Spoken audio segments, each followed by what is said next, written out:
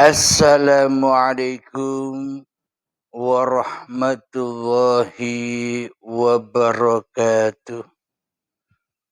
Bismillahirrahmanirrahim. Ashhadu an la ilaha illallah wa ashhadu anna Muhammadur Rasulullah. Allahumma salli ala sayyidina Muhammad wa ala ali sayyidina Muhammad. Rabbi israh li sadri wa yassir li amri wahlul 'uqdatam min lisani yafqahu qawli. Amin. Bismillahirrahmanirrahim. Salam takzimku buat para sahabat-sahabatku tercinta dimanapun Anda berada, baik yang ada di dalam ataupun yang ada di luar negeri. Semoga kita semua senantiasa bersama-sama di dalam lindungan Allah Subhanahu wa Ta'ala. Amin ya Rabbal Alamin. Alhamdulillahi Rabbil Alamin.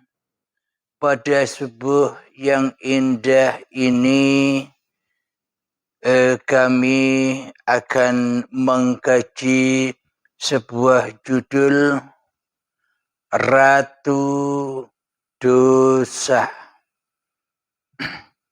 Alhamdulillahi Rabbil Alamin. Ratu-ratunya dosa, raja-rajanya dosa, dosa-dosa yang terakbar bagi manusia. Bismillahirrahmanirrahim. Sebagian kita ketika kita masih duduk di dalam tatanan syariat, maka kita memandang suatu dosa itu adalah dari perilaku-perilaku badaniah, dari perilaku-perilaku raganiah, dari perilaku-perilaku zahiriah. Jadi yang nampak oleh mata kita selama ini, bila tidak cocok, bila tidak bagus, dan bila tidak sesuai dengan tatanan-tatanan agama, tidak sesuai dengan tatanan-tatanan kebaikan di sisi manusia, yang mana menyimpang dari kebaikan, menyimpang dari agama, maka disitulah letaknya sebuah dosa. Jadi dosa itu adalah suatu hal yang menyimpang dohir-dohirnya, badan-badannya, raga-raganya, menyimpang dari suatu agama atau suatu kebaikan-kebaikan di dalam agama.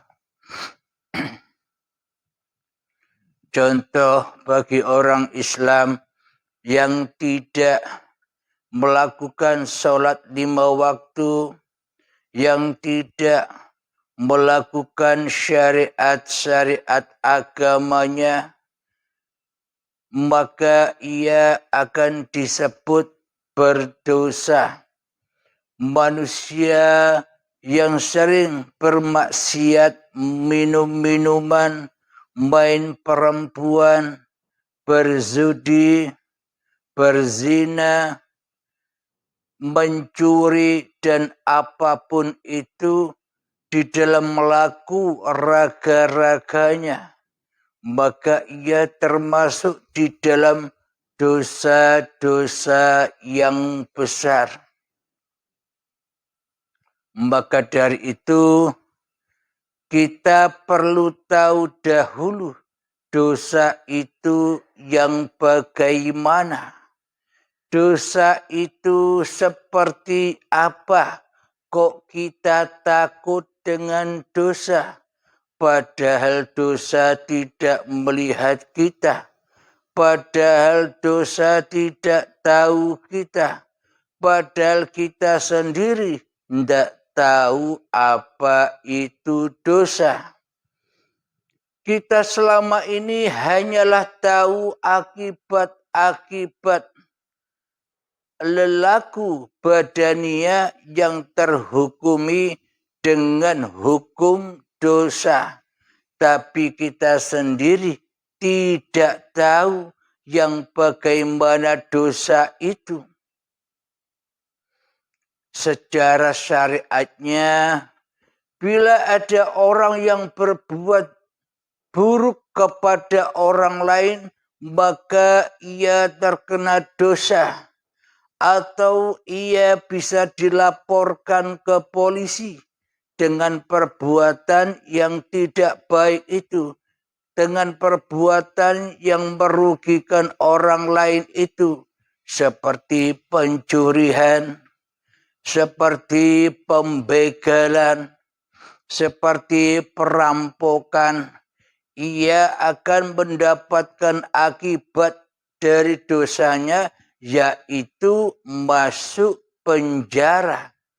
Dipenjaralah orang-orang yang berbuat fahsya wal mungkar secara syariatnya.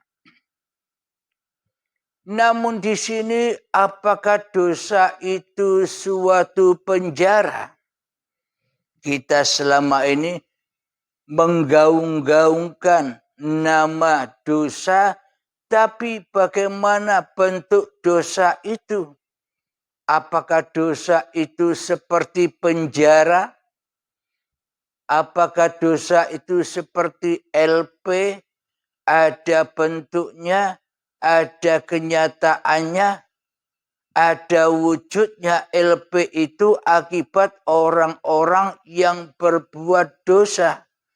Akibat orang-orang yang berbuat salah. Akibat orang-orang yang tidak melaksanakan syariat-syariat agamanya. Tidak berjalan dengan tuntunan kitab-kitab sucinya. Maka dari itu berlakulah manusia yang menyimpang dari agama-agamanya. Karena tak satu pun agama mengajarkan keburukan. Semua agama yang ada di muka bumi ini berlandaskan kebaikan. Semua mengajarkan kebaikan. Bila pun toh ada yang mengajarkan keburukan di dalamnya, itu bukan ajaran agamanya. Itu hanyalah individu-individu hati masing-masing manusianya.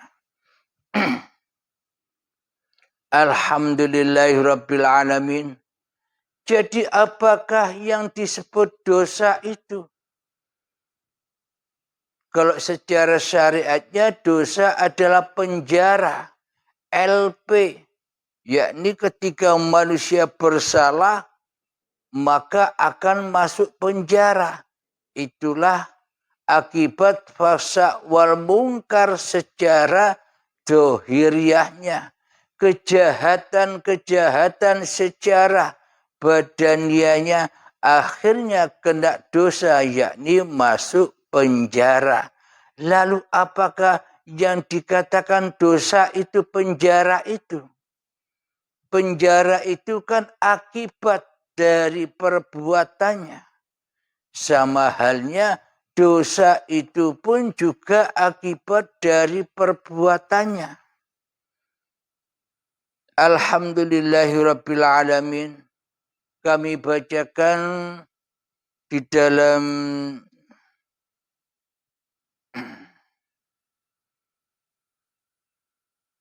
Surat Al-A'raf yang ke-23. Bismillahirrahmanirrahim. Qala rabbana zalamna anfusana wa illam taghfir lana wa tarhamna lanakunanna minal khasirin. Yang artinya keduanya berkata, ya Tuhan kami telah menzalimi diri kami sendiri jika Engkau tidak mengampuni kami dan memberi rahmat kepada kami. Niscaya kami termasuk orang-orang yang merugi. Nah, di sini baru kita mulai terbuka. Apa sih dosa itu? Apa sih penjara itu? Apa sih ratu dari sebuah ratunya dosa? Apa sih raja dari rajanya dosa itu? Keduanya berkata, ya Tuhan kami telah menzalimi diri kami sendiri. Maknanya menzalimi diri kami sendiri itu apa? Ketika Adam dan Hawa mulai makan buah khuldi, makan kayu khuldi. Ketika manusia datang detik-detik akil balik tiba, maka manusia mulai makan buah pengakuan bahwa hidup ini adalah hidupku hamba. Badan ini adalah badanku hamba. Padahal semenjak kelahiran bayi itu, kullu mauludin yuladu alal fitrah. Seluruh bayi yang terlahir itu dalam keadaan suci, bersih. Maknanya tanpa dosa. Kenapa dosanya tidak ada? Karena bayinya belum bisa makan buah khuldi. Karena bayinya belum memakan buah-buah yang terlarang. Buah-buah yang tak boleh dimakan oleh manusia, yakni buah kehidupan dan buah badan yang diakui sebagai milik dan ciptaan manusianya. Seolah-olah manusia merasa mencipta akan badan-badan ini. Seolah-olah manusia merasa sebagai pencipta atas pergerakan-pergerakan badan ini. Ketika kita bangun tidur, seolah-olah kitalah pencipta atas bangunnya badan ini, bangun tidur. Ketika kita berdiri, seolah-olah kitalah penguasa atas berdirinya badan ini. Ketika kita mandi, seolah-olah kitalah sebagai pencipta badan ini dan memandikan badan. Ketika saat sholat, seolah-olah kita yang merasa melakukan ibadah sholat di dalamnya atas kekuasaan diri manusia kita. Ketika kita bekerja, seolah-olah yang mencipta badan untuk bekerja itu datangnya dari diri manusia kita, daripada datang dari Sang Pencipta, pemilik hidup dan badan ini selama ini. Maka inilah yang disebut-sebut ratu dari ratunya segala dosa, raja dari rajanya segala dosa, ketika manusia makan buah khuldi. Makan buah pengakuan bahwa hidup ini adalah hidup manusianya. Makan buah pengakuan diri bahwa badan ini milik manusianya. Apalagi apa yang terjadi di dalam seluruh kehidupan ini pasti jatuh terkuasai di dalam hawa nafsu manusianya. Itulah pangkal ratu-ratunya dosa. Itulah pangkal raja-rajanya dosa. Itulah alat untuk pemutus amal-amal manusia kepada Tuhannya. Itulah alatnya iblis untuk memutus syariat-syariat manusianya kepada syariat Tuhannya. Itulah pemutus agama-agama manusia kepada agama Tuhannya. Sehingga apapun yang dilakukan semuanya di dalam jahannamnya Allah.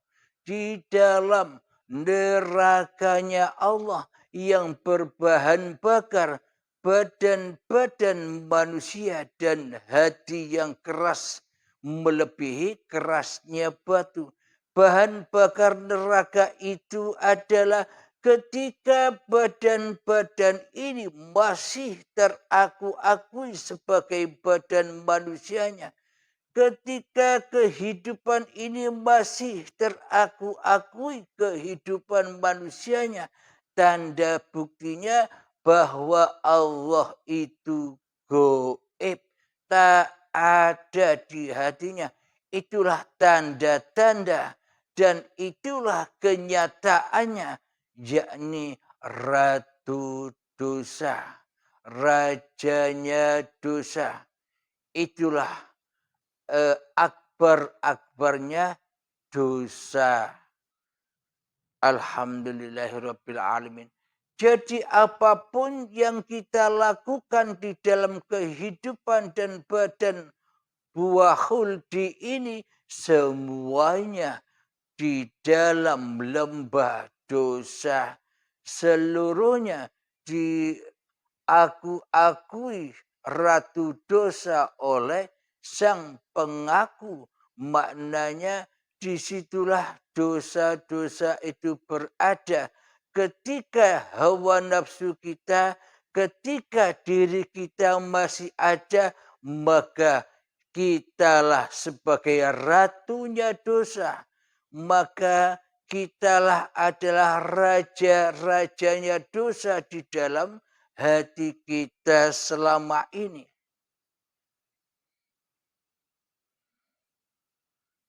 Mari kita lanjutkan ayatnya dari Al-A'raf ayat yang ke-24.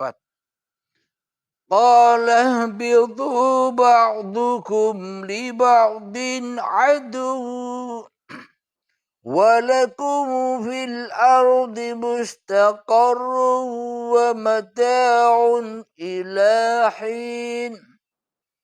Yang artinya Allah berfirman, turunlah kamu akan saling bermusuhan satu sama lainnya. Bumi adalah tempat kediaman dan kesenanganmu sampai waktu yang ditentukan. Jadi ketika manusia mulai menjadi ratunya dosa, ketika manusia mulai menjadi rajanya dosa, ketika manusia merasa lebih wujud daripada Tuhannya, ketika manusia merasa lebih hidup daripada Tuhannya, ketika manusia merasa lebih berkuasa daripada Tuhannya, saat itulah lembah dosa terwujud pula bagi manusianya. maka turunlah kamu dan kamu akan saling bermusuh-musuhan satu dengan lainnya. Bumi adalah tempat kediaman dan kesenanganmu sampai waktu yang ditentukan. Jadi cipta diri manusia kita mulai terjadi. Kita dirundung keinginan-keinginan, cita-cita yang mana semuanya tertuju bukan kepada Allah tapi kepada dunia. Semua serba urusan-urusan dunia. Karena manusianya makan buah khuldi, maka hatinya diubek-ubek oleh dunia. Hatinya diubek-ubek dengan kebutuhan dunia. Hatinya diubek-ubek dengan babakan dunia. Sehingga diubek dengan api neraka. Itulah puncak-puncak dari segala dosa. Itulah ratu-ratunya dosa. Itulah raja-rajanya dosa ketika hawa nafsu kita menjadi ratu di dalam hidup dan badan ini. Ketika hawa nafsu kita merajai kehidupan dan badan ini, itulah ratu dan rajanya dosa bagi setiap diri manusia. Mari kita lanjutkan ayatnya. Qala fiha tahyawna wa fiha tamutunna wa minha tukhrajun.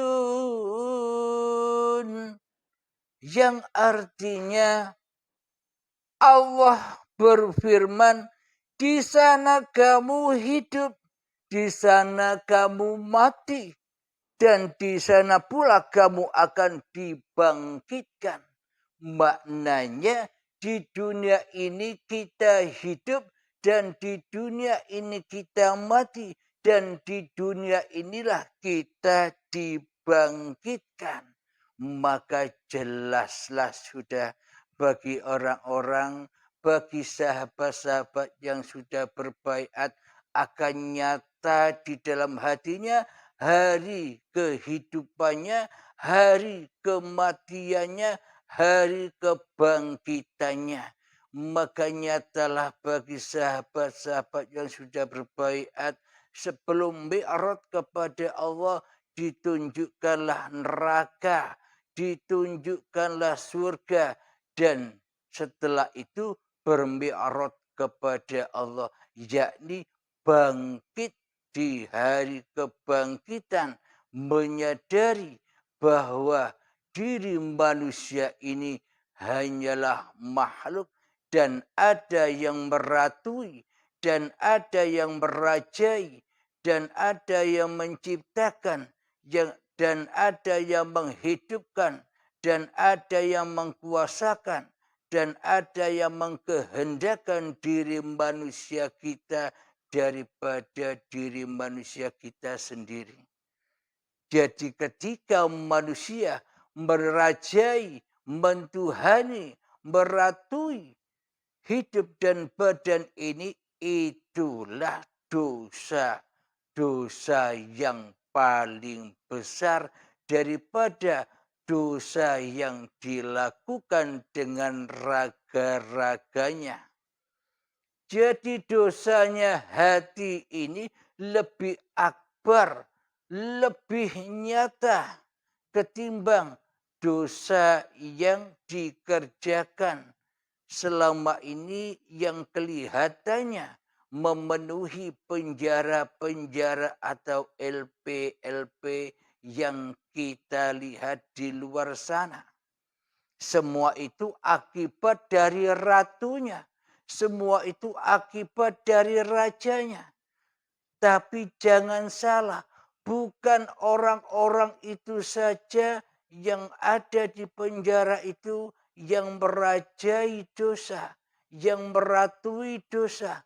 Orang-orang yang kelihatannya ratu ibadah pun, yang ahli ibadah secara syariat pun, yang ahli sholat secara syariat pun, yang ahli tahajud secara syariat pun, yang ahli sholat duha secara syariat pun, yang rajin berpuasa secara syariat pun, bila di dalam hatinya yang jadi ratu, yang jadi raja, masih manusianya, itu posisinya ya podo wae, berada di lembah dosa, berada di dalam anar.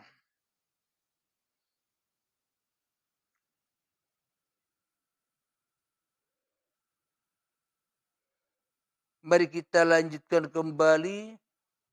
Kita ditunjukkan, semua ini ditunjukkan oleh Allah sebagai pencipta diri manusia kita, yang ditunjuki, yang sudah disurati di dalam Al-Quran.